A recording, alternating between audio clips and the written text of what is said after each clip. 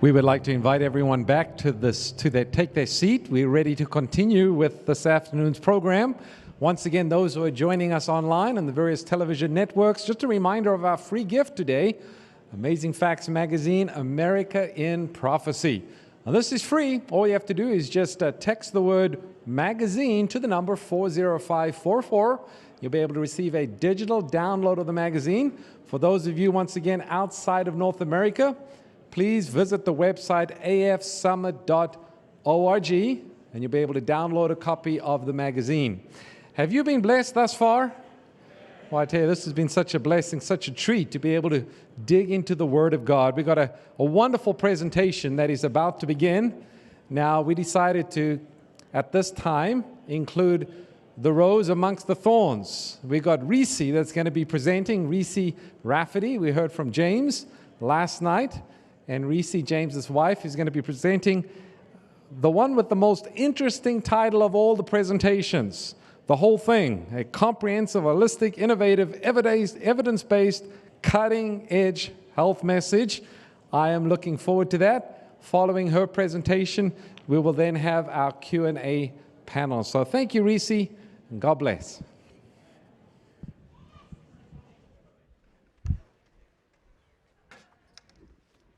Good afternoon. I was raised in a town with no billboards advertising alcohol or tobacco, cigarettes. Every Friday evening, bells rung, and every Saturday at sundown, the bells rung as well. Our mail was never delivered on Sabbath. It was always delivered on Sunday instead. If we were hungry and my mom hadn't cooked, she sometimes would leave us some money, and we would ride our bikes to the market or even to the hospital to get a veggie burger. And that was before there were impossible beyonds. Yeah, this was a great place to live.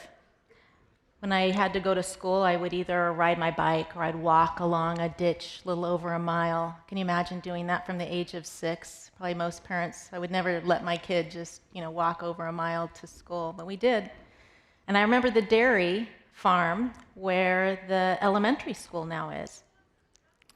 So not too long ago, I talked with an incarcerated man in a state penitentiary, and he was telling me how he grew up in the slums of New Orleans. And there he survived, he said, on pigtail. He said, I have no idea what it means to eat healthfully. I was blessed to live in a blue zone. Loma Linda was discovered by Dan Buettner, and he was looking for something in America. Where could there be a population, a group, that he could call a blue zone? And he found Loma Linda, a spiritual-based community whose community members lived approximately 11 years longer than the average American, and it had its fair share of centenarians. Now, why would Loma Linda be so blessed? There's a map of the blue zones that Dan Buettner, are most of you familiar with the blue zones? That Dan Buettner found, and there are some real live centenarians living in Loma Linda. These are men who are 100 years old or more and have clearly found their own fountain of youth. So what is it?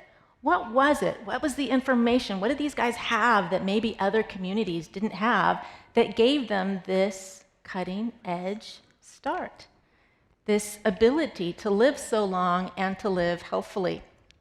Well, clearly they had something that others don't. What is that? Why would Loma Linda be such a healthy place?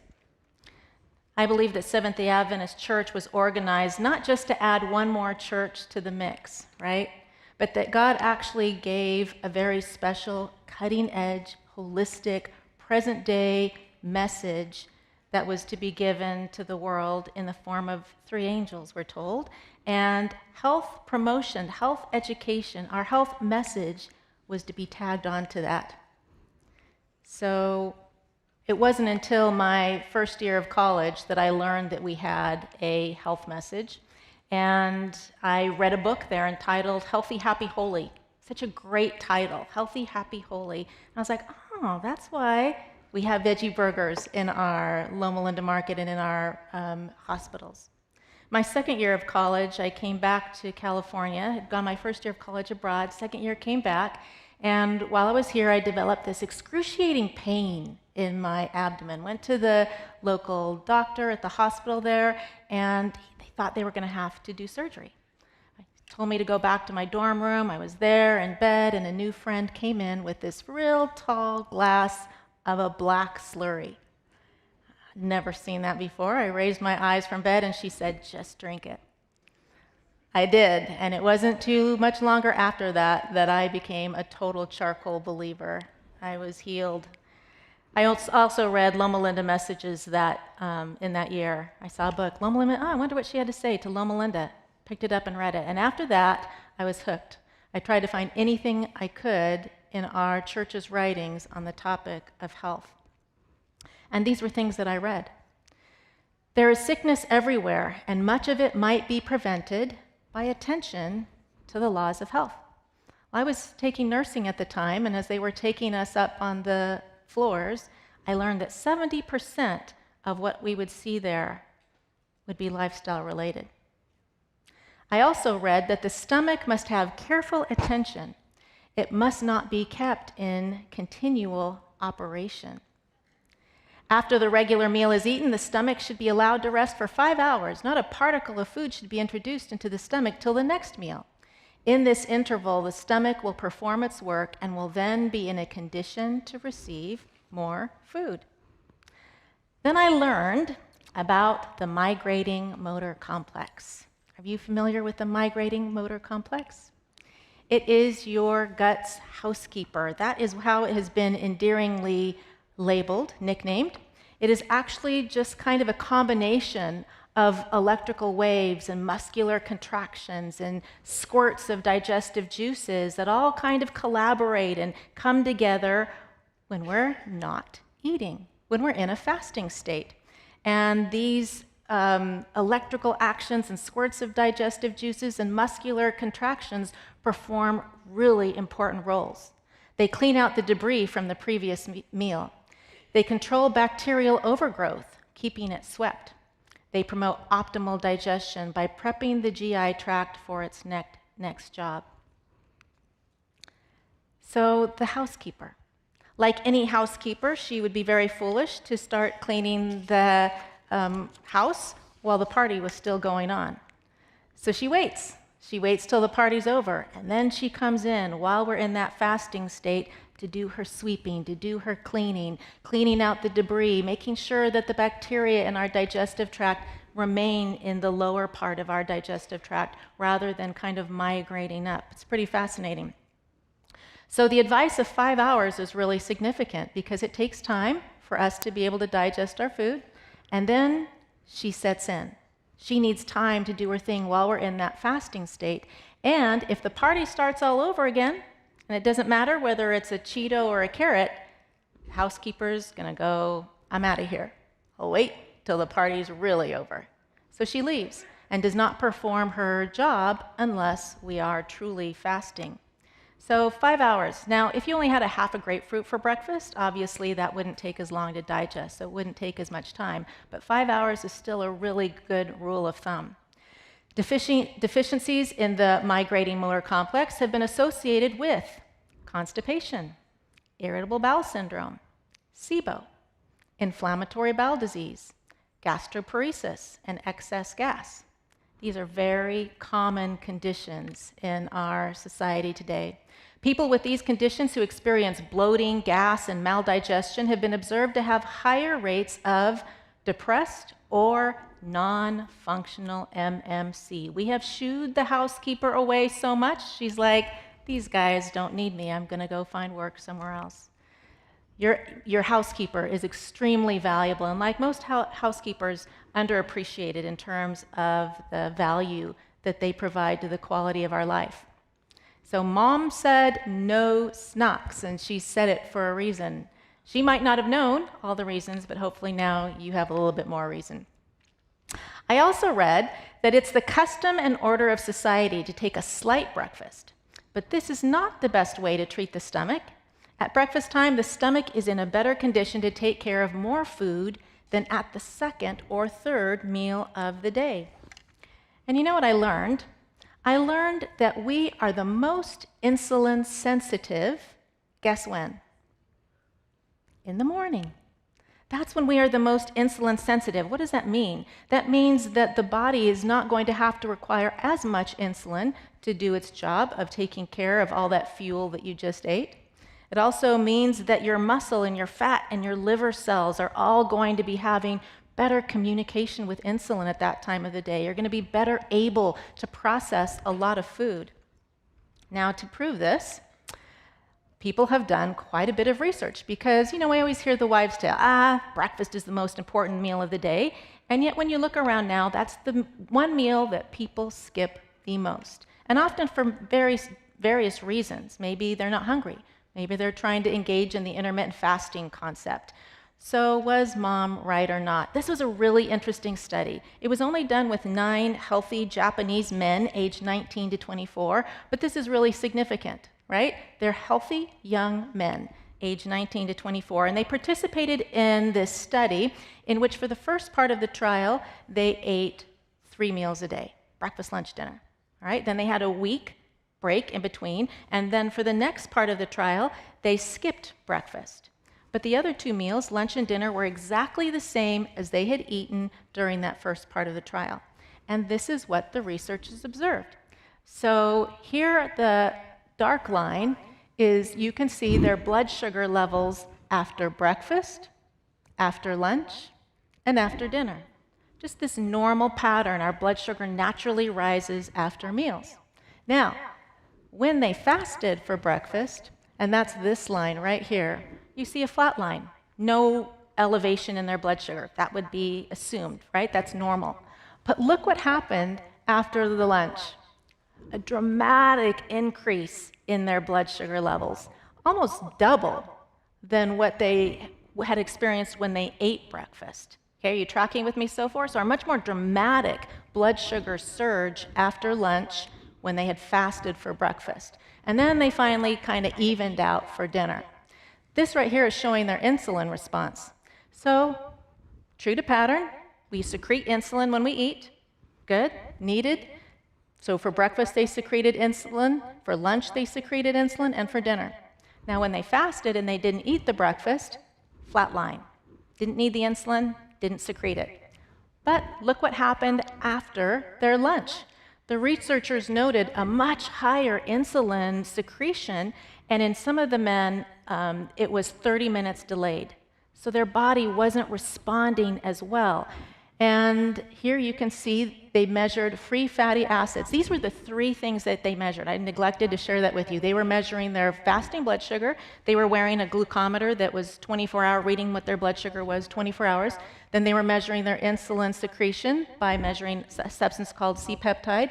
And they were also measuring their free fatty acid levels. So how would skipping breakfast affect these? All right, we already saw what happened to their blood sugar. This is what happened to their insulin. And now with their free fatty acids, look at what happened with those who ate, when they ate the breakfast. Okay, kind of this low free fatty acid profile.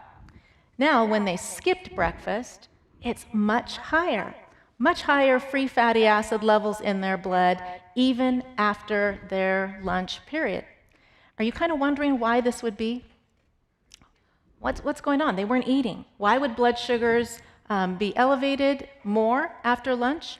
Why would insulin levels be higher? And why would their free fatty acids in their blood be so elevated even when they weren't eating? That's what took place. And as a result, the researchers assumed that the reason for this, did I read that? Let's read through this. Skipping breakfast resulted in a significantly higher glycemic response after lunch as compared with the glycemic response after an identical lunch when breakfast was consumed. Insulin, or C-peptide peak, was delayed 30 minutes after lunch on the breakfast skipping day, and their free fatty acid level in the morning and after lunch was significantly higher when breakfast was skipped. And the researchers concluded that the reason for this was because the free fatty acids were promoting insulin resistance in their liver, causing their liver to also secrete more blood sugar, causing higher blood sugar levels, and basically resulting in a state of insulin resistance. Now, these young men weren't pre-diabetic. they didn't have diabetes. But here we're seeing a completely shifted way of processing food, resulting in this dysmetabolism, a state that would look like prediabetes. So we had elevated blood sugar, elevated and delayed insulin, elevated free fatty acids, contributing factor to liver insulin resistance, impaired insulin response, and increased liver glucose production in a healthy young man. Wow. Anybody willing to start eating your breakfast, just knowing what would be going on in your body when you didn't eat it? We found that lower weekly breakfast consumption was associated, this was a different study, with a higher risk of insulin resistance in Koreans. So again, increasing this metabolic, these mechanisms that are changing our metabolism and shifting us in the direction of at least prediabetes and impaired glucose regulation. This was another study that was done. It was a 12-week-long study with overweight, obese women with metabolic syndrome. And what they did was they divided these ladies in half. One group ate a heavy breakfast, as you can see there, and one group ate a heavy dinner. They ate the exact same amount of food, the exact same calories, the exact same, macronutrients and so forth. However, when you eat most of those calories and that food at breakfast time, this is what the women experienced. So breakfast eaters experienced greater weight loss, skinnier waist, reduction in fasting blood sugar, reduction in insulin, reduction in their measurements of insulin resistance. Their triglyceride levels decreased 33.6%, but increased in the dinner eating women 14.6%. Overall, blood sugar, insulin, and ghrelin, which is your I'm hungry hormone, and hunger scores were significantly lower in the breakfast eaters. Satiety scores were significantly higher as well. That means that we're more satisfied with eating more of their food at breakfast time. This was a different study. Actually, this is 14 cohort studies, and the results of this was that compared with people having breakfast less than 3 times a week, those with a frequency of eating breakfast greater than 3 times a week have a reduced risk of type 2 diabetes, obesity, metabolic syndrome, elevated cholesterol, cardiovascular disease, hypertension, and strokes. Who would have thought that eating breakfast was such a big deal and potentially a player in our society's leading killers and disease processes? Skipping breakfast is associated with overweight and obesity. So we often skip breakfast to skip the calories, try to lose weight. We think it's helping us, but as we can see here, it's really not. Then I read that the practice of eating but 2 meals a day is generally found a benefit to health. Yet under some circumstances, persons may require a 3rd meal. This should, however, if taken at all, be very light and a food most easily digested. Anybody heard of time-restricted feeding or time-restricted eating? Isn't it interesting how the world is just kind of researching these topics for us? 16:8 or 14:10. These are windows of time in which we are fasting or in which we are allowing ourselves to be partaking of food. All right? So the 16:8, for example, would be I'm fasting for 16 hours of my 24-hour day, and no food is entering my mouth, not even juice, alcohol, caffeine that's sweetened or has cream in it. And then for 8 hours, that's my window of time in which I partake of my meals. So what do you think of this time-restricted feeding? Sounds crazy, doesn't it? Who are you to tell me when I can eat and when I can't eat? But, most of us are used to eating whenever we feel like it and whenever we think about it, right? Especially now that we're working from home. It sounds like, that sounds kind of good. I think I'm going to go get, or we hear, our name being called from the pantry or the freezer, and so we find ourselves pitter-pattering over there, and we're eating. Was it planned eating? No. It was impulsive, erratic eating, and we're good at it. We eat just before we go to bed. We eat in the middle of the night. We think about food or eat anytime we want to. Turns out that 16:8, naturally, we do in the exact opposite. We're more apt to eat over 16 hours in a 16-hour window and maybe not eat during that 8-hour time in which we're sleeping. Can we think about reversing it? Because there's some really good reasons why. 80% of adults in America consume food within that 16-hour window. 90% of adults eat in a window that's over 12 hours in America. But this time-restricted eating, could we think about, 2 meals maybe is a good idea for us, maybe 3 if you need some, but can we limit that time of day in which we're thinking or eating food? So time-restricted eating has been found to reduce body weight, improve glucose tolerance. We're talking about our blood sugar and our ability to process the food we eat. It protects us from fatty liver, increases metabolic flexibility, meaning we can transition from different fuel sources, reduces atherogenic lipids. Those are the cholesterols that we get measured all the time to see what our risk is for cardiovascular disease. Blood pressure, it improves gut function, and cardiometabolic health in preclinical studies. So Dr. Kalayeva is a Seventh-day Adventist physician and researcher. She's amazing. She works for the Physicians Committee of Responsible Medicine, and she does a lot of research with some of these kinds of concepts. And this was the results of a study that she and others conducted that was entitled, Eating 2 Larger Meals a Day, Breakfast and Lunch is More Effective Than 6 Smaller Meals in a Reduced Energy Regimen for Patients with Type 2 Diabetes.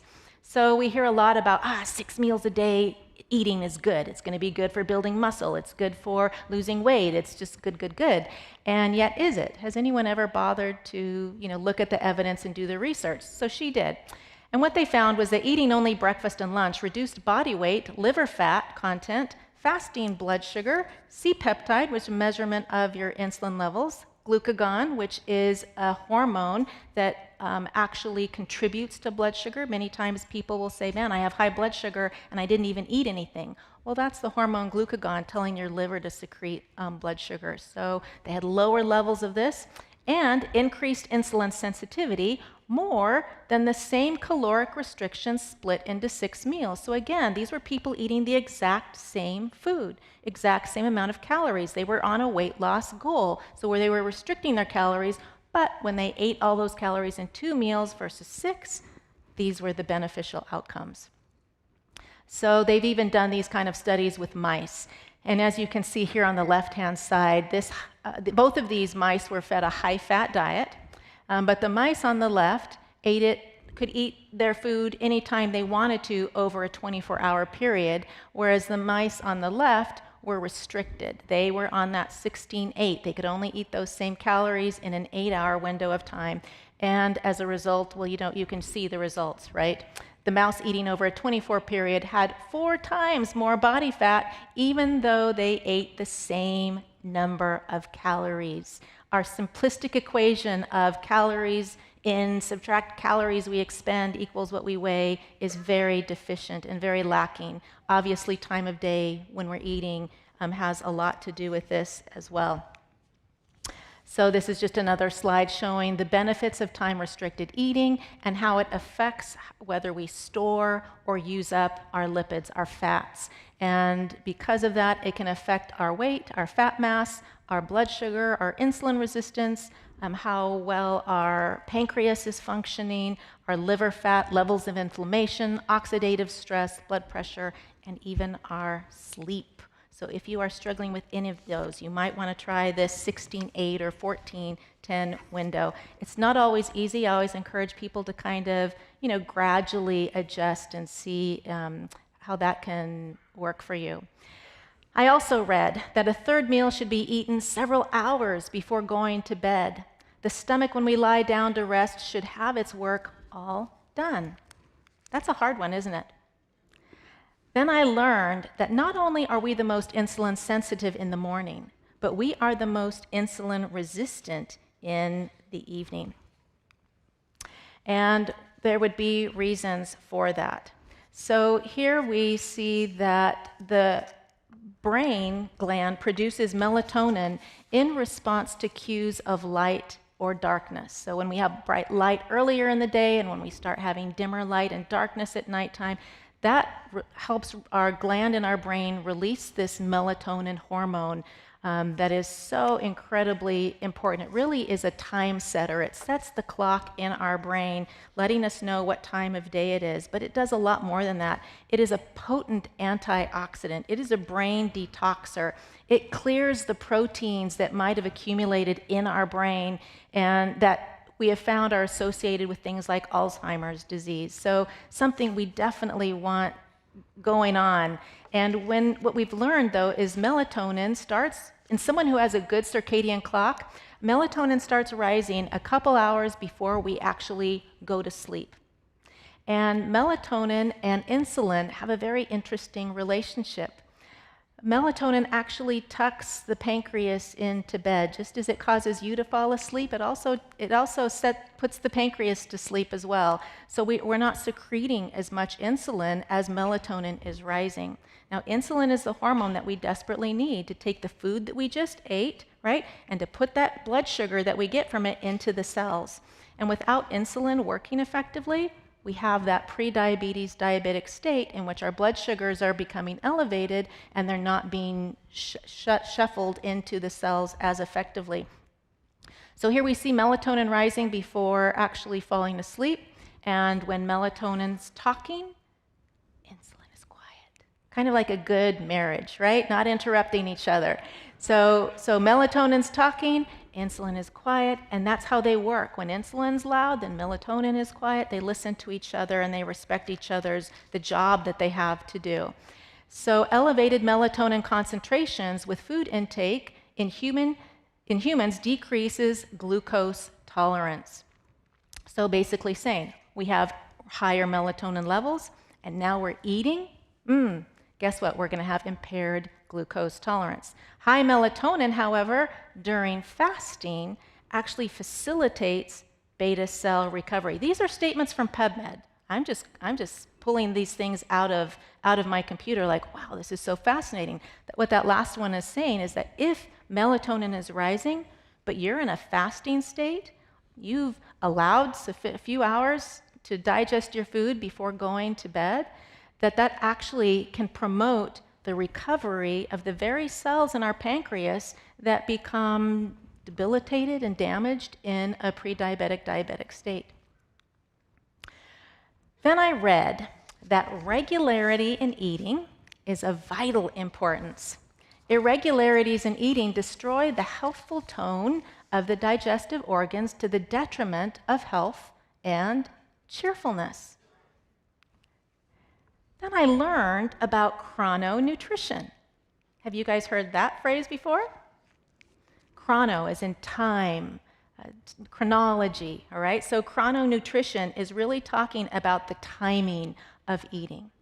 And what we're learning is that the timing of eating is just as, if not more significant than what we're eating, right? So timing here now being really, really key. So it has profound effects, as we're going to see. And it really addresses the coordination of our eating times with our circadian rhythms. Maybe my body actually has a time in which it's better able to process food, when it's a good time, and the development of regularity really establishing that time. This is Sachin Panda, who is a researcher in this topic, and this is what he says. Circadian rhythms are the master program that instruct at what time of day or night every brain chemical, every hormone, every enzyme rises and or falls. These daily rhythms enable our brain and body to achieve their optimum performance at every hour of the day or night and allow our body to carry out its daily repair and rejuvenation. Every part of our physiology has clocks. God is that master. I can't remember now how Pastor Wilson, how he shared it, but the timekeeping God that we serve, where time is actually something that's so essential to all the universe, is implanted in our very physiology, in every hormone and every enzyme and every cell. Keeping time. Are we willing to keep time with it? How does our body keep time? I remember growing up that there was this old clock on the top of the fireplace mantle, And my dad would come, and I would see him check his watch and look at the clock and see where they were off, and he would grab this metal key, and he would turn the old clock, right? Anybody ever have a clock like that? Because it would start ticking slower, and when he would wind it, then it would start keeping time again and start ticking just the way it was supposed to. So he was kind of entraining the clock, okay, setting the clock. Well, that's what light does to the master gland, the master clock in our brain. Light does that for us. So that light is the cue that winds the clock in our brain. But we don't have just clocks in our brain, as we just learned. We have clocks everywhere, and those clocks are called peripheral clocks. So we have that central clock, and then we have peripheral clocks in your lungs, in your heart, in your muscle, in your liver, in your pancreas, in your gut. And when these clocks become desynchronized, when they become decoupled from the master clock and from each other, we start seeing disease. Misalignment between master clock and peripheral clocks results in profound impairments in physiologic function and health. So when we eat, so just as light winds this clock in the brain and sets that time, when we eat sets these clocks. All right? That's the input.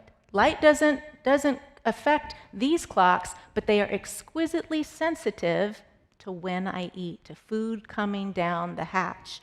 It sets the tempo.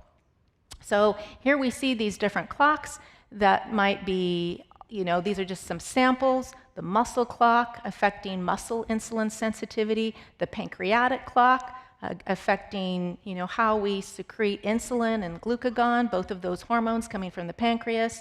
White fat tissue, adipose tissue has a clock, and it affects how we are producing more fat or what we're doing with it. It's just amazing, all these clocks and how they influence the organ and the tissues in which they reside. Their function is very dependent upon how these clocks are ticking.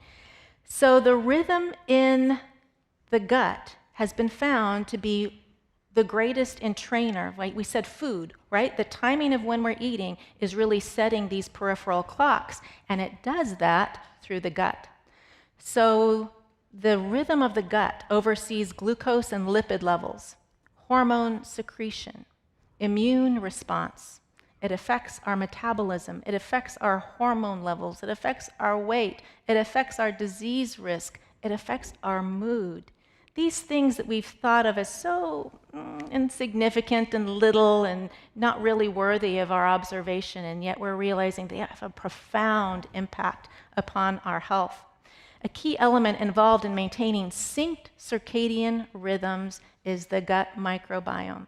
And if you know anything about me, you know that this is my favorite topic, is our gut microbiome. That is simply or it's also referred to as the gut microbiota, but I like to refer to it as the community, because that's what it is. It is just a community of various different strains and species of bacteria, virus, fungi, and the like, and they all collectively co-inhabit us, and they have, a profound impact upon our health. I see this community and the fact that we are composed so much of microbes as the leftovers from Eden, that when God formed Adam and Eve out of the dust of the ground, what is dust? What is soil composed of? A lot of microbes in healthy soil. Yes, there are minerals for sure, and we have minerals established in our body as well, but this microbial structure of the soil being still alive, I think it's another thing that's been passed down from Eve. That we talked about that mitochondrial inheritance that we got from Eve that Doug Batchelor shared, but we also have this microbial inheritance from the garden. So here's this community, and this community keeps time. Welcome to the gut. Population 100 trillion. There is so many of them, and again, collectively they create this environment, and they have this influence upon our health, as we're going to see. A picture of it, they do it in multiple ways, but definitely as a conductor. I loved watching the conductor today when he was conducting the symphony and the choir and how he was bringing out and silencing and calling forth. This is what the gut can do. So the gut sets the tempo for these clocks in our body. In the intestines, circadian rhythms regulate digestion, including gastric acid production, gut motility, and nutrient absorption. Circadian rhythms also affect intestinal stem cell regeneration and mucosal immunity. Intestinal stem cell regeneration is very important. You know that we kind of create new intestines. I can't remember, I think the colon is just a few days. Can you imagine those cells, they die quickly and they need to be regenerated. And so this is, they form a part of that regeneration. They also form a part of mucosal immunity. Moreover, the microbiota composition and functions depend on the time of the day. This is fascinating to me. I just want to share this with you. So there's my conductor analogy. So different bacteria in your gut. So many different kinds, right? There's just so much diversity, and diversity has really become a hallmark of what we think of as a healthy gut. I always like to think of the ecosystem of the Amazon forest. What makes that such a healthy environment was when everything, all the different strain, species, fauna, you name it, was all collectively, living harmoniously together. And it's the same in our gut. And what they found is that certain strains of the bacteria will populate more at certain times of the day, and then they'll diminish at other times of the day. And they might perform this kind of, action, maybe food processing part of the day, and then another part of the day they're engaged in detox. And it's all this beautiful song and orchestrated, dance that's going on inside of us continually. And guess what messes it up? We do. Oh, that looks good. Pop it in my mouth. Oh, I feel hungry again. All of our eating, right, is just kind of in training this rhythm, and yet because we're not eating regularly, because we're eating whenever we want to, erratically, impulsively, it's altering the music. The conductor's like, I can't get these guys to play harmoniously. This one's keeping a different time than this one. And some of them, they're filing their nails when they should be playing their oboe. That was an instrument that I loved hearing today. That sort of thing is going on in our gut, and it's just fascinating when you see, again, this kind of beautiful synchrony that's supposed to be taking place inside of our guts. And then that tempo, the tempo that they're engaged in, is in training then other aspects, other clocks in our body that are everywhere. And they do that in several ways. We'll talk about that a little later. Disruption of the circadian system can alter the microbiome communities, which affects metabolism, weight, immune function, inflammation, risk of cancer, autoimmune diseases, and metabolic disorders like type 2 diabetes. Does those sound familiar to any of you? Yeah, we're not just talking about some random disease off somewhere. So it's a two-way street. The gut microbiome influences circadian gene expression, and circadian genes influence the gut microbiome. So, and again, all the conditions that can be affected by this desynchronization. So this was another interesting study. Now, this one's not necessarily talking about time. It's just reinforcing the fact that this gut microbiome, this community of microbes, sets the clocks and how the clocks manifest in terms of what we weigh. So in this top line, we see that these mice were raised sterile. So they're called germ-free mice. They were born into a sterile environment. So they never had their guts populated with bacteria. And their moms must have had all their gut bacteria die as well. So anyway, they're sterile. And because they don't have a gut microbiota, they can eat whatever they want to, but they have this circadian disruption, all right? So eating without a gut microbiota, their clocks are off, and yet they don't gain weight, okay? Because the microbes aren't there. So then we have regular mice that have gut microbes, and they eat a low-fat diet. They're conventionally raised. They have normal microbial signals, and so they have a normal clock. The rhythm is going well. The conductor is able to keep everyone in sync. However, then they get on a high-fat diet, and this changes. The high-fat diet, we found, causes an unhealthy community. All right, a desynchronized community. Some are filing their nails, some aren't playing when they're supposed to, they're ignoring the conductor, whatever. And as a result, there's circadian disruption, and guess what happens? They gain weight, right? And they saw that association. So what disrupts the rhythm? When we eat. And here we just see, again, just some connections between the circadian rhythm disruption and all the very significant ways that it impairs our health. Our liver health, our increase of cancer, our heart health, our memory even has been found associated with this, our likelihood to develop, our risk of diabetes, type 2 diabetes. It even affects our ovaries and our testes in terms of the hormone secretion and our blood vessel health. When we have broken circadian rhythms, the risk for many diseases, including obesity, diabetes, heart disease, fatty liver disease, gut diseases, and cancer, goes up. But by nurturing our rhythms, we can prevent, manage, and even reverse many of these diseases. How can we nurture these rhythms? Can we reset the clock? Yes. What do you have to do? We can move from a healthy clock to a disrupted clock, or we can move from a disrupted clock to a healthy clock by changing how we live. Can I start living in flow and in rhythm and with regularity? And this is when I eat, and this is when I eat. And I fast in between, and this beautiful picture of harmony that God was giving to us and that we see so beautifully written on our physiology. Intestinal microbiota circadian rhythms regulated by time of eating. High-fat diet also impairs the clock of our gut, as well as we said, if our master gland clock isn't working well. And this is just another slide, kind of reinforcing. Did I think this was important for you to know? Yeah. So this is just another slide showing, yes, it has a big deal with obesity and our glucose intolerance. Diabetes is accompanied by dysregulation of the circadian system. It's not just sugar, right? Whenever people say, type 2 diabetes, they think of one thing, no, or they think of weight, but it can actually be this dysregulation of our clocks. When we have broken circadian rhythms, the risk for many diseases includes. We've looked at that. All right. Then I read, the sun is the Lord's doctor. There is healing in its beams, one of nature's most healing agents. Do you view the sun that way? Or is it your arch enemy, right? Which you're slathering yourself up with everything to kind of prevent it. I wear hats all the time in the sun, so I get it. But the sun is one of God's doctors.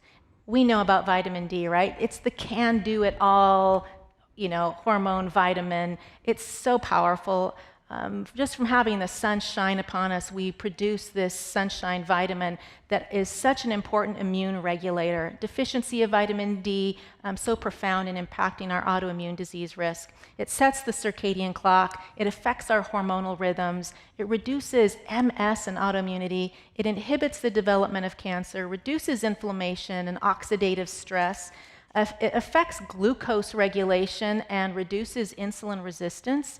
And it's a vitamin D, the vitamin D receptor is on most cells. It's also super important for maintaining a healthy gut lining. Leaky gut is really much infected when we have vitamin D deficiency.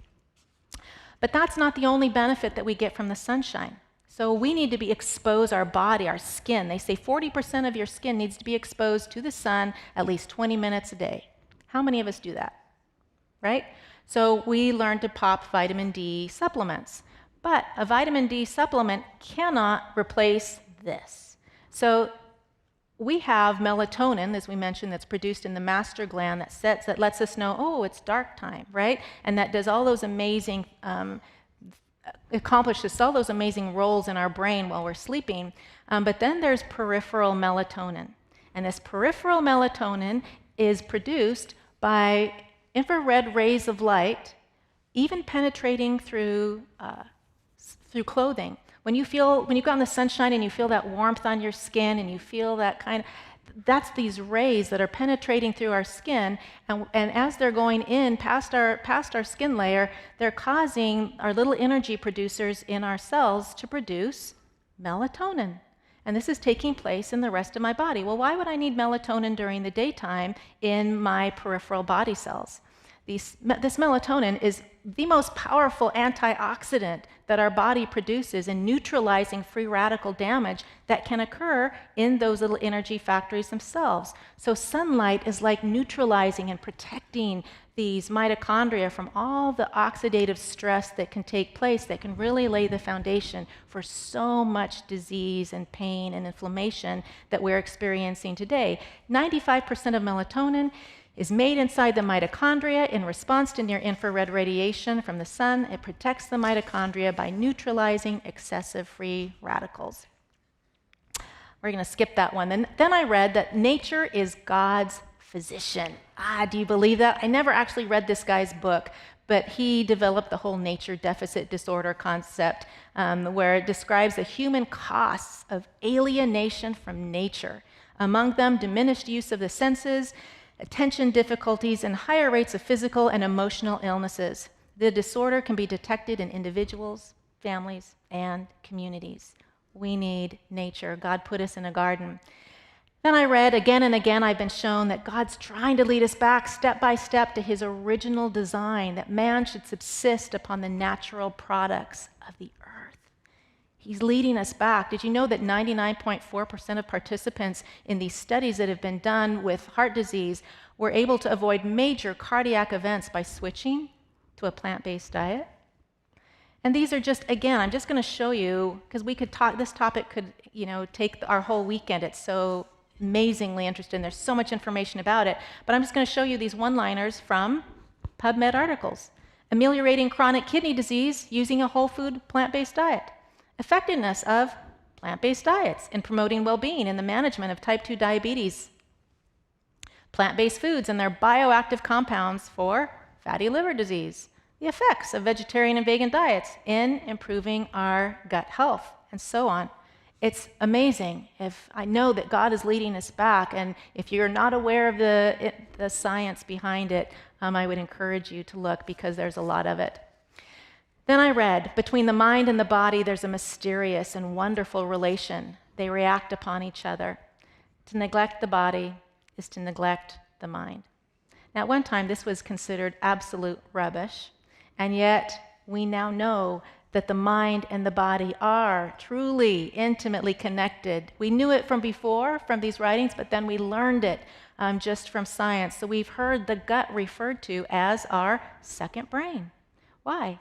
Because there's 100 trillion nerve cells that are all stationed there at the gut. They call it our enteric nervous system. So some of the same kind of cells, right, that we would find here are down here.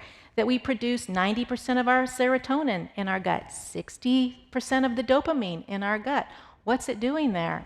So much, right? So many roles, but this enteric nervous system is communicating directly with our brain. And I love this picture of the microbes in our gut, just, and the brain's just kind of listening to their conversation. What are they saying? And getting information, getting cues from it, and getting directions as to how to function even. So here, this slide just shows 3 pathways in which the community of gut microbes can affect our mental health, including depression, through the immune system, all right, through the endocrine system, that's our hormones, and through the central nervous system. These are the pathways that we found are connecting. So we have this large vagus nerve that literally, connects the body, gets information from the body, and takes it to the brain, and takes information to the brain down to the body. But we've learned that 90% of that information is actually traveling up. So it's a two-way highway, but 90% of the traffic is actually going up to the brain, communicating with the brain rather than the brain directing, what's going on in the body. And then that other slide is just to show you that these bacteria in our gut are actually producing molecules, and these molecules affect our immune function, and the immune function affects inflammation, and that inflammation can be affecting your knee or your mood. So you'll hear these kinds of terms now very often in medicine, and that's the gut-brain axis, the gut-brain-liver axis, the HP, the hypothalamic-pituitary-adrenal gland axis, the immune-nerve-hormonal axis. What does that mean? It's just saying all these 3, they work together These are systems that they found direct, intimate communication. It's not a one-man job. It's not just the brain.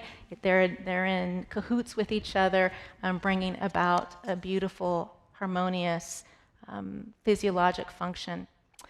And then I read this. A close sympathy exists between the physical and the moral nature. Whatever injures the health not only lessens physical vigor, but tends to weaken the mental and moral powers.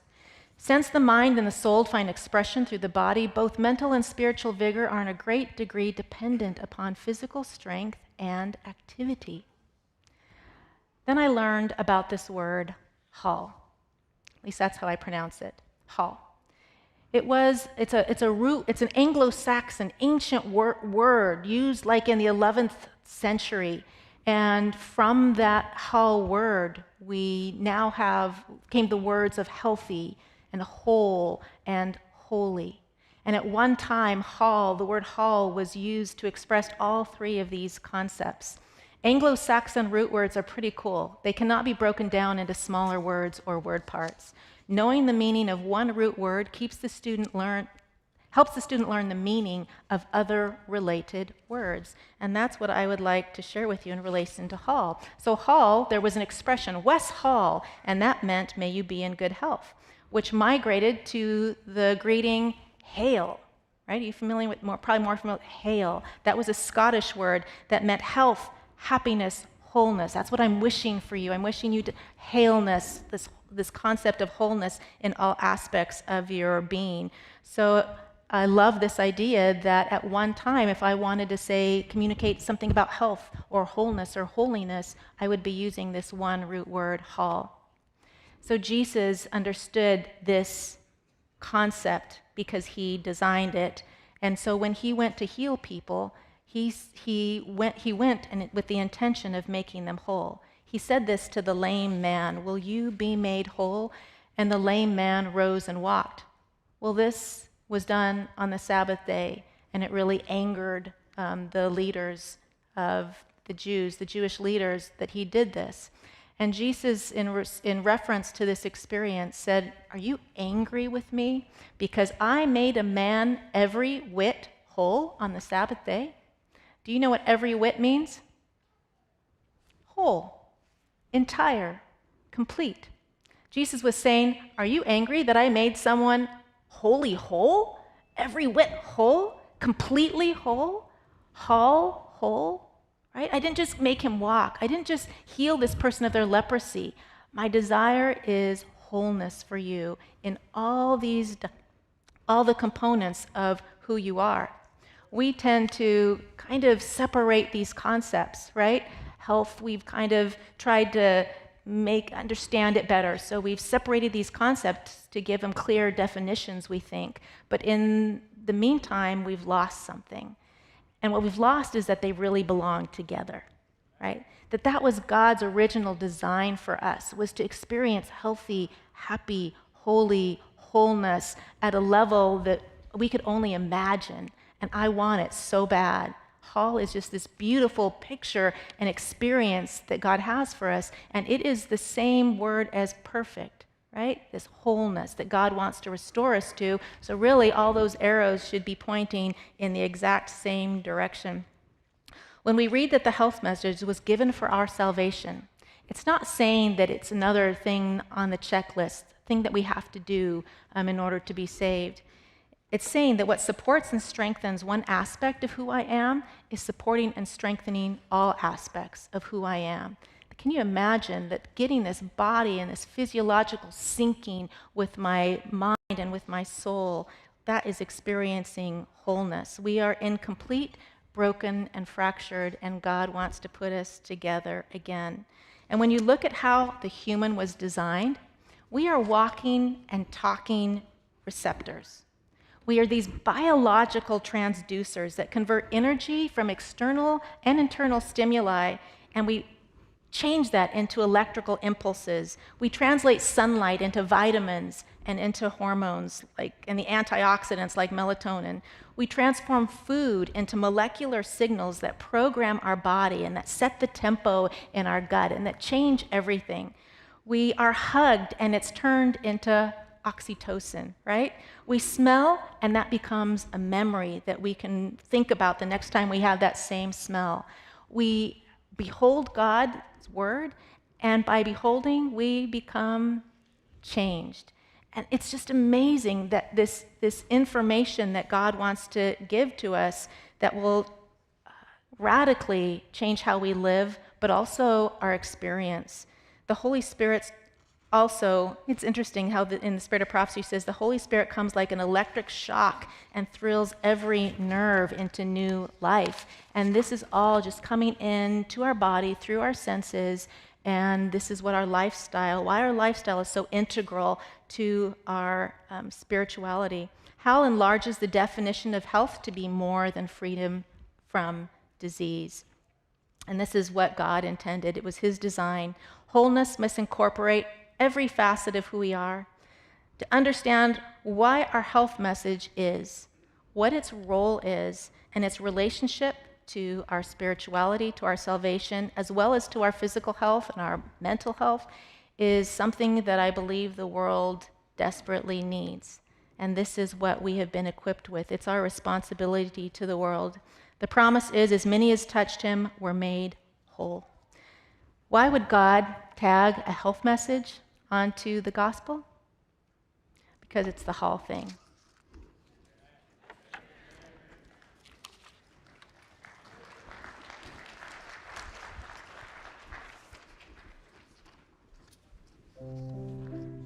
How far did I go over?